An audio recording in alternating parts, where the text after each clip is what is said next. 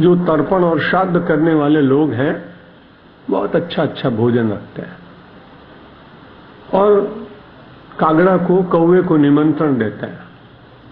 नीतिकार ने कहा कि अगर कोई आदमी भोजन ही करना जानता है बहुत अच्छा, तो पहली तो बात है जो अकेले स्वयं खाता वो तो पाप खा रहा है, और मानो उसको बहुत अच्छा भोजन प्रिय लगे और उसको मिले, तो नीतिकार कहते हैं कि जो आदमी यो नात्मना, जो अपना कल्याण न कर सके, न परे दूसरे लोगों की भलाई न कर सके, जो व्यक्ति मित्रों की कोई सेवा न कर सके, और जो कोई व्यक्ति अपने नौकर चाकर सेवक और भृत्य की सेवा न कर सके, उसके लिए नीतिकार प्रश्न करते हैं किम तस्य जीवति फलम, उसके जीने का फल क्या है, उसके जीवन का अर्थ क्या है, उसके जीवन का लाभ क्या है। क्यों? यदि जीना ही है तो जीवति चिराय काकोपी, तो वो कौवा भी बहुत दिन तक जिंदा रहता है और बलिम च भुंगते, और बलि के लिए जो श्राद्ध में या अन्य अवसरों पर अर्पित किया जाता है वो खा लेता है। कोई आदमी ये कहे कि नहीं साहब श्वास लेना यही जीवन है, तो ये भी बात बनती नहीं। अब तो नहीं ये माने में, पुराने जमाने में लोहार के यहाँ जाएं तो चमड़े की एक धौंकनी होती थी, उस धौंकनी से पवन निकलता था, अग्नि गर्म होती थी, लोहे को लाल कर देता था, घन से पीट कर उस पर जैसा यंत्र हो उस प्रकार की रचना कर देता था। इस दृष्टि को नित्यकार ने देखा तो उन्होंने कहा तो बड़ी विचित्र बात है, अगर श्वास लेना ही जीवन है तो लोहार की धौंकनी भी तो जीवन ही है। भगवान श्री कृष्ण कहते हैं कि नहीं भाई, ये मनुष्य तन बड़ी सरलता से मिलता नहीं, बहुत कठिन है, और भगवान का नाम तो मुंह से बड़ी कठिनाई से निकलता है, बहुत प्रयत्न करने के बाद। नहीं तो कहा अंतिम समय में नाना प्रकार के चिंतनों में व्यक्ति का चला जाता है। इसलिए हमारे संत कवि ने कहा कि कलिकाल कुठार लिए फिरता, तन नम्र पे चोट झिली न झिली, कहले हरि नाम हरि रसने, फिर अंत समय में हिली न हिली। कलिकाल कुठार लिए फिरता, वो काल कुल्हाड़ा लेकर चारों तरफ घूम रहा है। इस साधारण से शरीर पर उसका प्रहार सहन होगा कि नहीं होगा इसे कौन जानता है। समय रहते एक काम कर लेना चाहिए, कहले हरिनाम हरि रसने, फिर अंत समय में हिली नहीं। मालूम नहीं कि अंत समय में भगवान का स्मरण जिह्वा के द्वारा हो पाएगा कि नहीं हो पाएगा। जैसे संस्कार होते हैं वैसे ही आदमी के साथ होता है। एक बड़ा कोई व्यापारी था, निरंतर व्यापार का ही चिंतन करता था और बहुत पैसे ज्यादा बचाने की इच्छा थी। वितरण करके और जीवन में सेवन किया जाए तो उससे बुद्धि शुद्ध होती है। प्राचीन काल में लोग कहते थे कि बनारस जाओ काशी तो वहां वैतरणी में स्नान करना, तो वैतरणी में स्नान करके गाय की पूंछ पकड़ करके पार कराते थे पंडा लोग, और कहते थे कि आपको स्वर्ग मोक्ष जो भी चाहेंगे वो मिल जाएगा। अब तो वैतरणी में इतना जल भी नहीं है और बड़ा दुर्गंधपूर्ण है, इसलिए कोई जाता नहीं। कोई बहुत श्रद्धालु होगा तो होगा गांव का। जब मैंने ये बात सुनी तो मुझे बड़ा अच्छा लगा कि अपने ऋषि कितने श्रेष्ठ थे कि काशी में आने के बाद, काशी ज्ञान की नगरी मानी जाती है, मोक्ष की नगरी मानी जाती है, जब ये अपने घर में लौटे तो इसको वितरण की वैतरणी में पार जाने की इच्छा जग जाए, वही वैतरणी सबसे बड़ी होती, जिसमें देने की इच्छा हो। पाने की इच्छा तो होती है, लेकिन देने की इच्छा हो। इसलिए भगवान उस इच्छा को जागृत कराने के लिए कठोर शब्द का प्रयोग करते हैं। जिस सेठ की मैं बात कर रहा था उसको केवल संग्रह करनी और अंतिम दिन तक लाभ कैसे होना चाहिए, हानि नहीं होनी चाहिए, और चुपचाप छिपा छिपा के भी कहीं कहीं वो धन रख देता था। कुछ एक दो पुत्रों को मालूम था कहाँ है, 4-5 पुत्र थे, बाकी सबको मालूम नहीं था कि कहाँ क्या रखा है। तो जिज्ञासा थी कि मरने से पूर्व ये बता दे तो अच्छी बात है, क्योंकि जमीन में पता नहीं कहां गड़ा गड़ा रह जाएगा। लेकिन बड़ी विचित्र घटना हुई, बिल्कुल बेहोश हो गया, श्वास साधारण रूप से चल रहे हैं, बड़े निराश हैं। अब जो जाने वाला व्यक्ति उसने अपनी हाथ उठाया और सामने दिखाया तो बड़ा प्रसन्न हुआ एक लड़का के सामने बता रहे हैं कि वहां होगा कुछ। लेकिन फिर उन्होंने पूछा कि पूछ तो ले कि किस बात के लिए आप बता रहे हो, कहां गड़ा हुआ है धन? अरे उन्होंने कहा, अरे पागल तुझे पता नहीं है, मैं नमक का बहुत बड़ा व्यापार करता हूं, साथ में तो 50 किलो का नमक का एक डला रखा हुआ है, मैं सामने देख रहा हूं कि गाय और बछड़े उसको चाट रहे हैं, तब तक तो 2 आने का नुकसान हो जाएगा, जल्दी भगाओ उन गायों को। ऐसे कृपण लोग भी है कि जाते जाते भी उनको वही स्मरण आता है। इसलिए भगवान कहते हैं, अरे भाई पेट की चिंता मत करो। और मुझे तो जब लोग अपने संतानों की कोई बात करते हैं तो सबसे तो मैं बात नहीं कहता, लेकिन सज्जनों से मैं कह देता हूं कि आप तो मनुष्य हैं, अपने संतानों की इतनी चिंता क्यों करते हैं? आपने पक्षियों को नहीं देखा क्या? पक्षी केवल अपने संतान की उतनी चिंता करता है जब तक वो खा नहीं पाता, अपनी चोंच से उसके मुंह में अनाज डालेगा, फिर उसके रक्षण करने के लिए वृक्ष के पत्तों से उसको ढक देगा, शीत न लगे, उष्ण न लगे। फिर धीरे धीरे 1 महीने 15 दिन के अंदर स्वयं अपनी पीठ पर बिठा के उसको उड़ना सिखाएगा। फिर 1 महीने के बाद जब उसे उड़ना अच्छी तरह से आ गया, तब उसके बाद वो पक्षी जिसकी वो संतान है, वो बड़े प्रेम से उसको संदेश देता है, सिखाता है कि अब तुमको उड़ना आ गया, इसलिए मैं अब तुम्हारे भोजन और निवास की चिंता नहीं करूंगा, तुमको श्रम करके स्वयं अपने आप निर्मित होना चाहिए। ये मनुष्य 90 वर्ष तक भी संतान की चिंता करता है और वो पक्षी केवल 2 महीने में चिंता करके उसको स्वयं स्वावलंबी बना देता है। कम से कम इन उड़ने वाले पक्षियों से इतना ही हम सब सीख ले तो क्या अच्छी बात है। जरूर करिए उनके उत्तरदायित्व जो है आप एक आयु तक, लेकिन प्रत्येक बात में फिर बड़ी कठिनाई भी होती। वृद्ध लोगों की को बिना कुछ न कुछ बोले उनका काम चलता नहीं। आप में से जितने आए वो तो सब बहुत अच्छे लोग हैं, मैं तो दूसरे नगरों की बात करता हूं। लेकिन यदि आप अपना उतना भी समय बचाएं, अनसॉलिसिटेड जो एडवाइसेस देने की हमारी आदत पड़ गई, बिना मांगे सलाह, और जब बिना मांगे सलाह होती है तो उसके बाद अंग्रेजी सभ्यता में बड़ा अच्छा है, डस्टबिन रखते हैं लोग, तो आपकी सलाह हुई फेंक दी जाती। इसलिए ना पृष्ठम कस्यचित् ब्रूयात्, नीतिकार ने कहा जब आपसे कोई पूछे तब आप उसको बताइए तो उसकी कीमत होगी। भगवान ने सोचा मनुष्य का जन्म मिला है, कितना खाएगा, और अधिक खाएगा तो स्वाभाविक रूप से आजकल तो लोग बहुत अनुभव भी करने लगे, और कई सब योग करने वाले लोग और हमारे अत्यंत परिचित और मेरे पर श्रद्धा रखने वाले योग ऋषि रामदेव जी तो महाराज रोज भोजन के संबंध में कुछ न कुछ आपको कहते हैं और लोग उसमें से लाभ भी उठा रहे हैं। तो भोजन उतना ही करना चाहिए जितना शरीर को आवश्यक, क्योंकि गीता केवल कर्म का संदेश नहीं देती, कर्म के साथ वो बताती कि कर्म में भोजन भी है। अब भोजन कैसा होना चाहिए? युक्ताहार विहारस्य, युक्त चेष्टस्य कर्मसु, युक्त स्वप्नावबोधस्य योगो भवति दुःखः।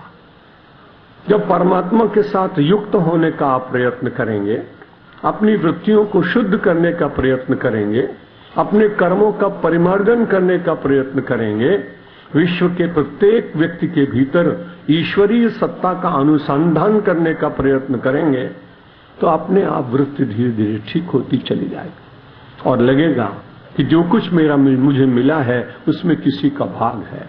भुंजते ते त्वघम पापा ये पचन्त्यात्म कारणात्। जो लोग केवल अपने लिए वस्तुओं का उपभोग करते हैं, यहाँ केवल भोजन का अर्थ नहीं है, वस्त्र है, भवन है, धन है, संपत्ति है, विद्या है, बुद्धि है, कला है, इतनी चीजें सब व्यक्तियों को अलग अलग मिली हुई। उनमें से थोड़ा थोड़ा भी यदि वितरण करे तो देने वाले को सुख मिलेगा और पाने वाले के जीवन में संतुष्टि जागेगी। समाज का ऐसा अद्भुत दर्शन जहां किसी प्रकार का कोई नारा नहीं लगाता है, कोई रैली नहीं निकलती है, अपने आप सब एक दूसरे की चिंता करते हैं। नच दंडो नच दंडिका, दंड देने योग्य कोई नहीं है और दंड देने वाला कोई नहीं है। ऋषि को बड़ा आश्चर्य हुआ, ऐसा कैसे हो सकता है? उन्होंने कहा, नहीं महाराज, धर्मेणैव प्रजा सर्वा रक्षन्ति स्म परस्परम। कल मैंने कहा था ना, परस्परम रंगवधूत जी महाराज का वाक्य और गीता का कि हम सब लोग श्रेयः परमवाप्स्यत, परम कल्याण को प्राप्त करते हैं परस्पर एक दूसरे का हित चिंतन करने के लिए। सुख चिंतन में थोड़ा भाग ले सकते हैं, लेकिन हित चिंतन में अधिक भाग ले सकते हैं।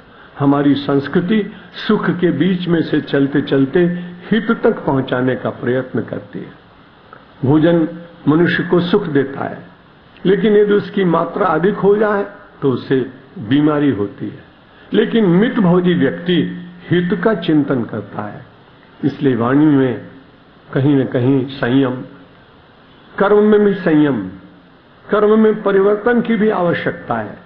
अगर बहुत ध्यान करते हैं तो कभी पाठ करना चाहिए, कभी बहुत कोलाहल के बीच में रहते हैं तो कभी एकांत का सेवन करना चाहिए, कभी बोलने की बहुत आदत पड़ गई है तो मौन रहने का अभ्यास करना चाहिए, बहुत अठाना और चटनी खाने का अभ्यास हो गया हो तो बिना नमक का 1-2 दिन भोजन करके देखो, बड़ा आनंद आए।